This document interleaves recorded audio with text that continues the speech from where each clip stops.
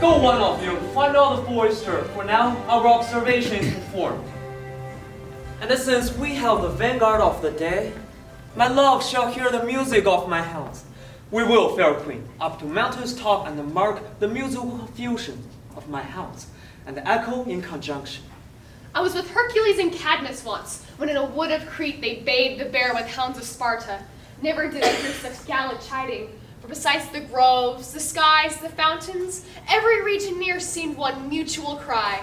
Never I heard so musical a discord, such sweet thunder. My hounds are bred out of the Spartan kind, judge will hear. Oh, but soft, what nymphs are these? My lord, this is my daughter here asleep. This Lysander, this Demetrius is, and this Helena, old leader's Helena. I wonder if they're being here together. No doubt they rose up early to observe the rite of May, and hearing our intent, came here in grace of our solemnity. But speak, Aegis, is not this the day that Hermia should give answer of her choice? It is, my lord. Go bid the huntsmen wake them with their horns.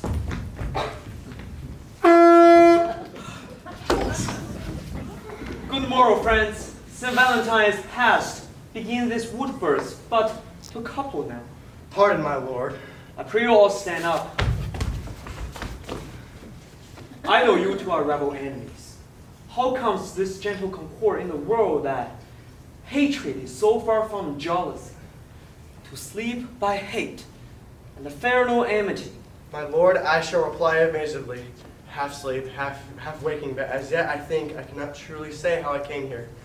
But as I think, for truly what I speak, so I think, so I do bethink me, so it is. I came with Hermia hither. Our intent was to be gone from Athens, where we might, without the peril of Athenian law. Enough! Enough, my lord. You have enough. I beg the law upon his head. They would have stolen away. They would, Demetrius, thereby to have defeated you and me. You of your wife and me of my consent. Of my consent that she should be your wife. My lord, fair Helen told me of their stealth. Of this their purpose hither to this wood, and I in fury followed them. Fair Helen in fancy following me. But my lord, I wot not by what power, but by some power it is, my love to Hermia melted as the snow. It seems to me now as the remembrance of an idol god, which in my childhood I did dote upon. In all the faith, the virtue of my heart, the object of pleasure of mine eye, is only Helena. To her, my lord, was I betrothed ere I saw Hermia. But like in sickness, I did begin to loathe this food. But as in health, come now to my natural taste.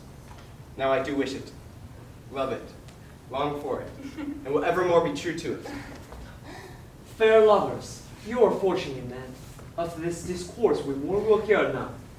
Aegis, I will overbear your will. For in the temple, by and by with us, these couples shall eternally be knit. And for the morning now is something warm. Our purpose hunting shall be set aside. Away with us to Athens.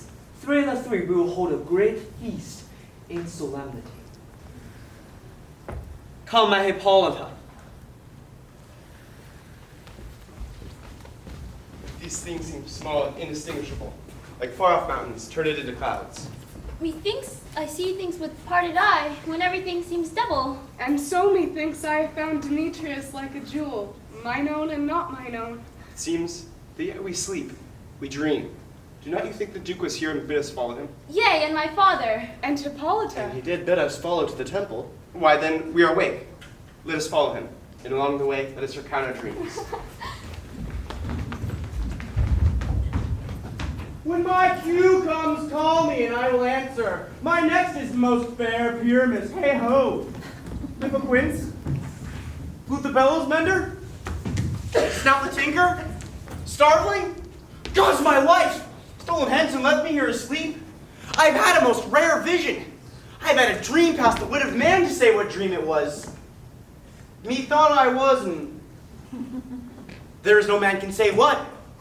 Methought I was, and methought I had. But man is but a patched fool if he is to offer what my dream was. The eye of man hath not heard, the ear of man hath not seen. Man's hand is not able to taste, his tongue to conceive, nor his heart to report what my dream was. I I will get Pimmelquince to write a ballad of this stream. It shall be called Bottom Stream, because it hath no bottom. And I will sing it in the latter end of a play before the Duke. Peradventure, to make it the more gracious, I will sing it at her death.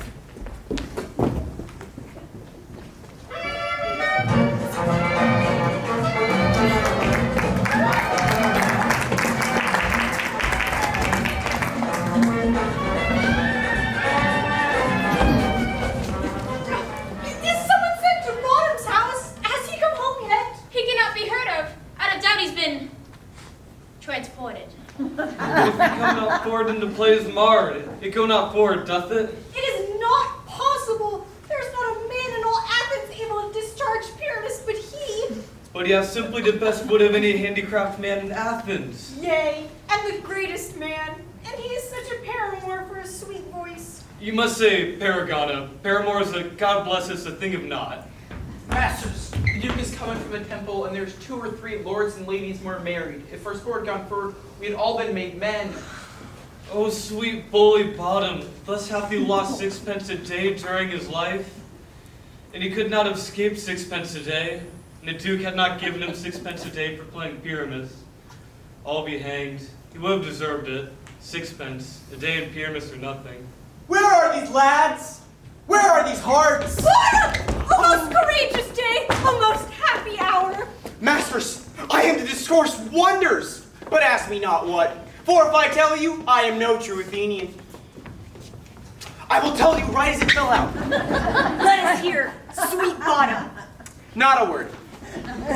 All I will tell you is that the Duke hath dined. Get fresh trims for your beards, new ribbons for your pumps. Every man look o'er his script. But the short and long is, our play is preferred. In any case, let Thisbe have clean linen.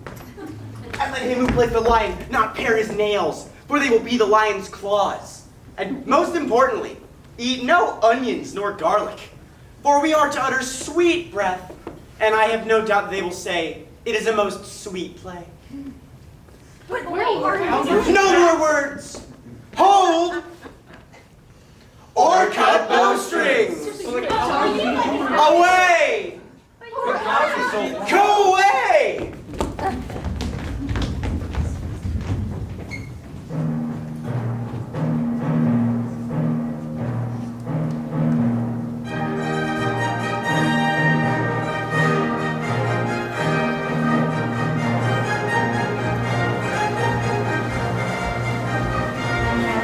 "'Tis strange, my Theseus, that these lovers speak of. More strange than true, I never may believe these antique fables, nor these fairy toys. Lovers and madmen have such seething brains, such shaping fantasies that apprehend more than cool reason ever comprehends. The lunatic, the lover, and the poet are of imagination all compact.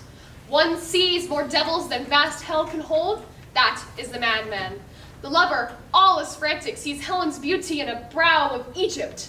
The poet's eye, in a fine frenzy rolling, doth glance from heaven to earth to heaven, and as imagination bodies forth the forms of things unknown, turns them to shapes, and gives to airy nothing a local habitation and a name.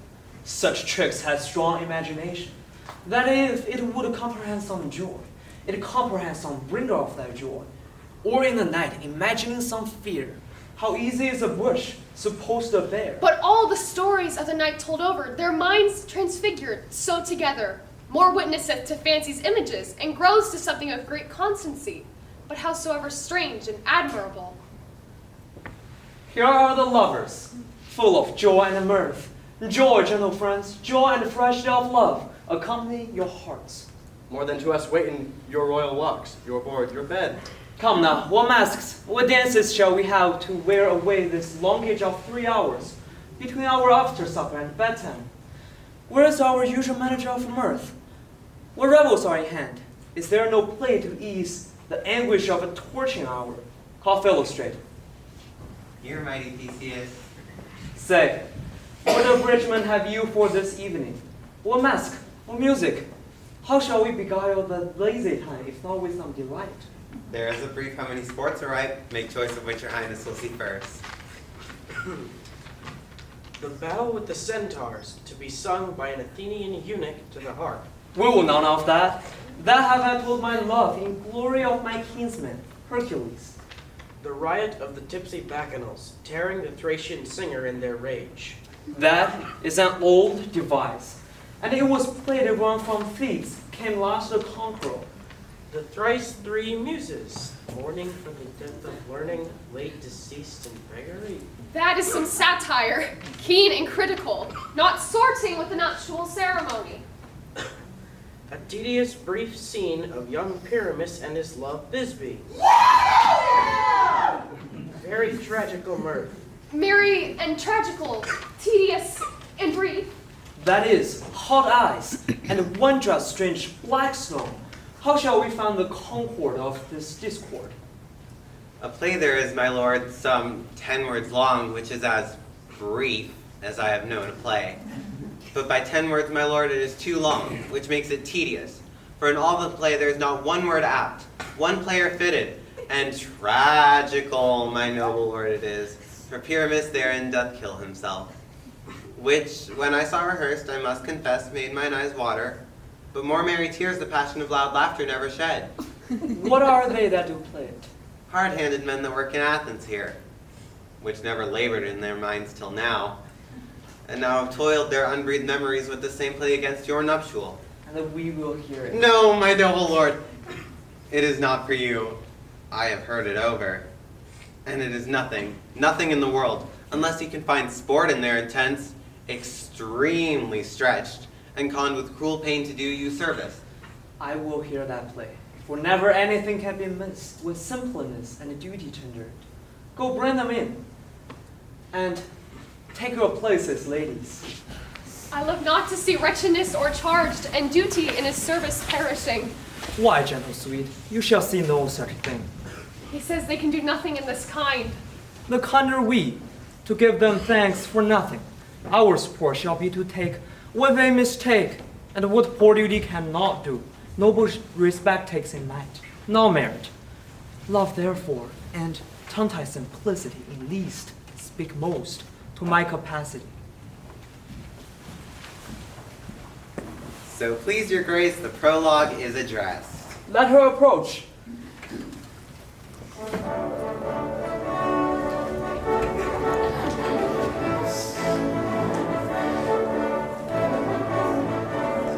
If we offend, it is with our goodwill that you should think we come not to offend, but with our goodwill.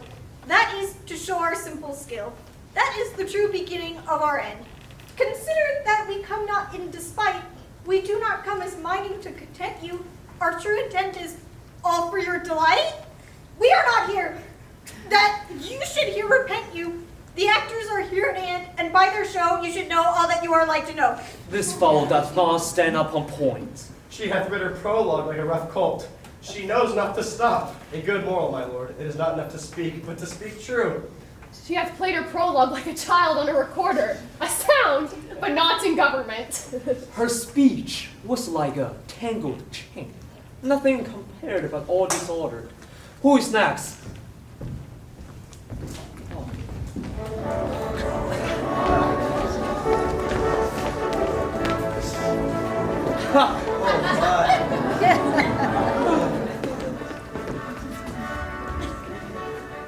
Gentles, perchance you wonder at this show, but wonder on till truth make all things plain. This man is Pyramus, as you would know. This beauteous lady, Thisbe is certain. This one with lime and rough cast doth present wall. Through vile wall which did these lovers sunder, and through walls chink, poor souls, they are content to whisper, at which let no man wonder. This one, with lantern dog and bush of thorn, presenteth moonshine. For as you would know, by moonshine did these lovers think no scorn, to meet at Ninus' tomb, there to woo. This grisly beast, which lieth hight by name, the trusty Thisbe, coming first by night, did scare away her weather in a fright, and as she fled, which lion with bloody mouth did stain, and on comes Pyramus, sweet youth and tall, who finds his trusty Thisbe's mantle slain, whereat with bloody blameful blade, he bravely broached his bloody broiling breast, true and dying. For all the rest, let lion, wall, moonshine, and lovers twain at large discourse, while here they do remain. I wonder if the lion be to speak. No wonder, my lord, one I may, when many asses do. In this same interlude it doth befall that I once not by name present a wall, and such a wall as I would have you think had in a cranny horrid chink, through which the fearful lovers Pyramus and Thisbe did whisper often very secretly. This loam, this rough cast, this stone doth show that I am that same wall, the truth is so, and this cranny is right and sinister, through which the fearful lovers are to whisper. Would you desire lion and a hare to speak better? It is through this partition that ere I heard discourse, my lord. Oh, Pyramus draws near the wall. Silence. Oh, grim looks night. Oh, night with you so black. Oh, night whichever art when day is not. Oh, night, oh, night. Alack, alack, alack. I fear my Thisbe's promises forgot. And thou, O wall, oh, sweet, oh, lovely wall, that stands between her father's ground and mine. And thou, O wall, oh, sweet, oh, lovely wall, show me thy chink to blink through with mine eye. Thanks, courteous wall. Jove shield thee well for this. But what see I? No Thisbe do I see. Oh, wicked wall through whom I see no bliss. Cursed be thy stones for us to see. Ow! The wall, methinks, been sensible, should curse again. Oh, no. In truth, sir, she should not. Deceiving me is Thisbe's cue. She's to enter now, and I'm to spy her through the wall. You will see. It will fall pat, right as I told you. Yonder! She comes!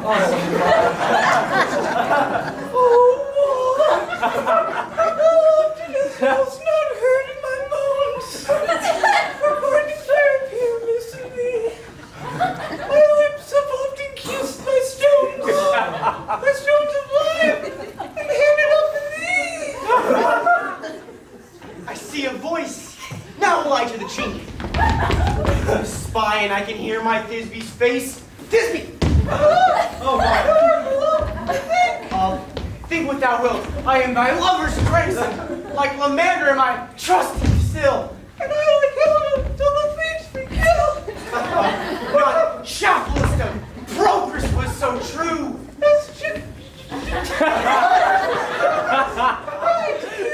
Oh, kiss me through the hole of this vile wall.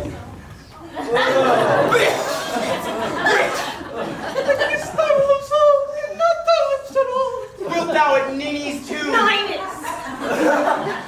Meet me straight away. Tide life, tide death, I come without delay.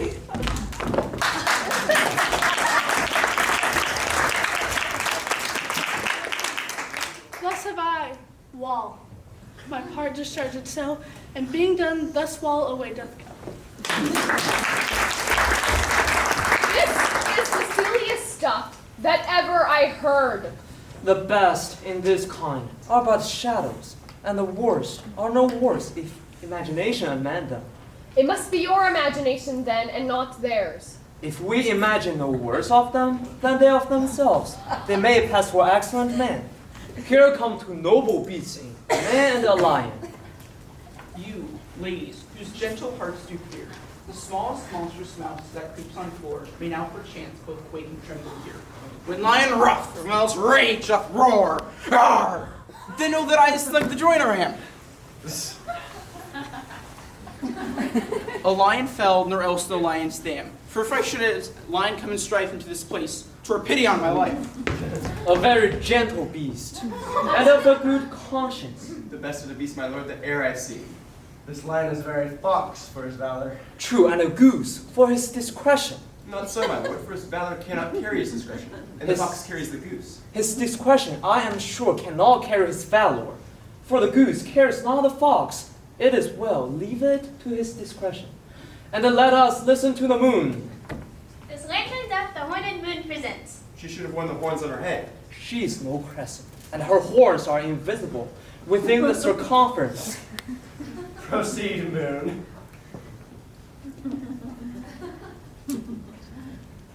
This lantern doth the horned moon present. Myself the man in the moon do seem to be. This is the greatest error of all the rest. The man should be put into the lantern. How is it else the man in the moon? I'm aweary of this moon, which she would change. Go, moon.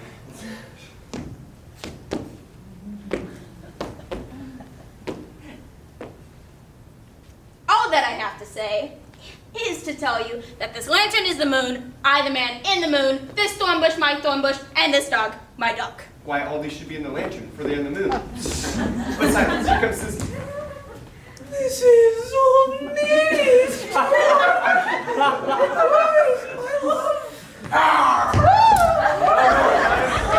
Well run, Thisbe. Well shown, Moon. Truly the moon shines like a good grace.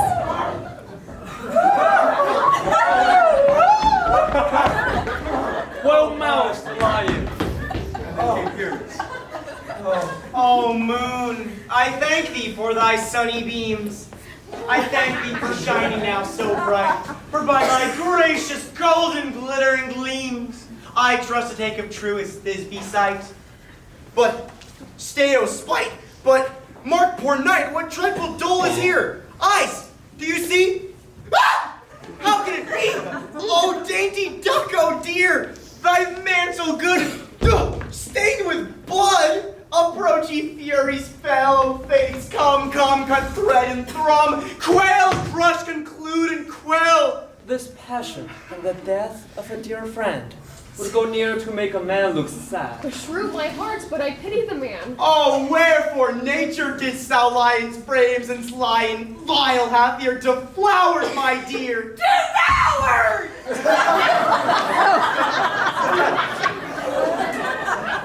Which is, no, which was the fairest dame that lived, that loved, that liked, that looked with cheer.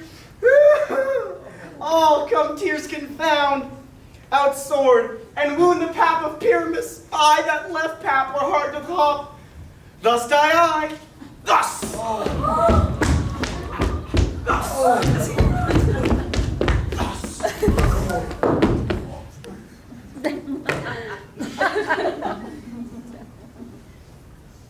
Now am I dead, now am I fled, my soul is in the sky, tongue, lose thy light, moon, take thy flight. Now, die, die, die, die, die. No die but ace for him, for he's but one. Unless it's been an ace, man, he is dead. He is nothing.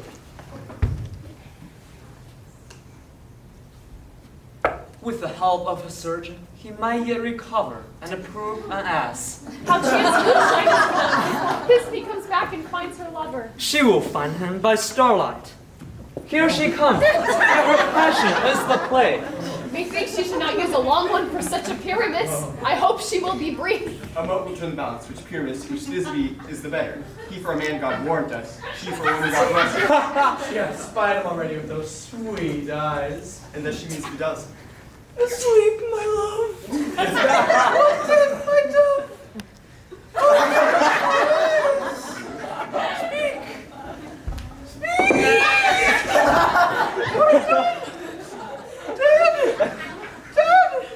A tomb must cover thy sweet eyes, these weary lips, these yellow elf-lipped cheeks. Are gone. Lovers make moan.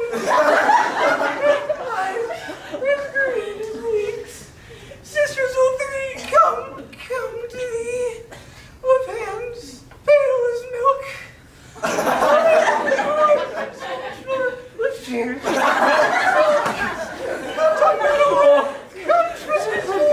Come, lay in my breast and brew. Farewell then, thus this ends, adieu. Moonshine and the lion are left to bury the dead. I am all too. No, I assure you, the wall that parted their fathers is down. Would it please you to see the epilogue or hear a Bergamask dance between two of our company? No epilogue, I pray you. For your play needs no excuse, never excused. For when the players are all dead, there needs none to be blamed. Marry, if he that writ it had played Pyramus and hanged himself in Thisbe's garter, it would have been a fine tragedy. And so it is, truly, very notably discharged. But come, your bergamask. Let your epilogue alone.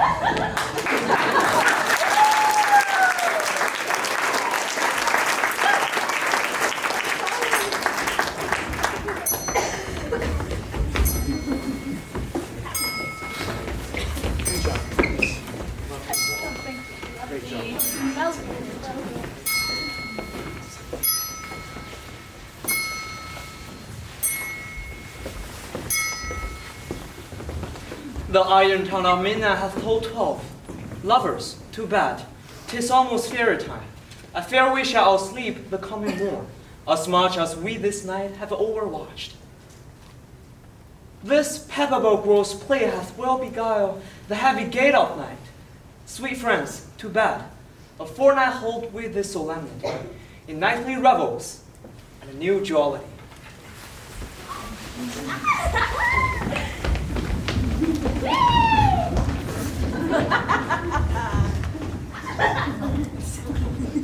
Now the hungry lion roars and the wolf behows the moon, while the heavy plowman snores, all with weary tasks foredone. And we fairies that do run by triple Hecate's team from the presence of the sun, follow the darkness like a dream. Now our frolic, not a mouse shall disturb this hallowed house. I am sent with broom before to sweep the dust behind the door. Through the house give glimmering light, by the dead and drowsy fire. Every elf and fairy sprite hop as light as bird from briar. First rehearse your song by rote, then to each a warbling note. Hand in hand with fairy grace, we will sing and bless this place. Now until the break of day, through this house each fairy stray, to the best bride bed will we, which by us shall blessed be. And the issue there create ever shall be fortunate. So shall all the couples three ever true and loving be. And the blots of nature's hand shall not in their issue stand. Never mole, harelip, nor scar, nor mark prodigious such as are, despised in nativity, shall upon their children be.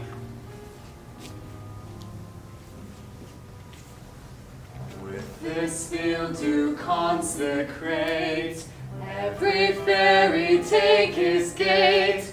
With this several chamber bless, through this palace with sweet peace. And the owner of it blessed, ever shall in safety rest. Trip away, make no stay. Meet me all by break of day.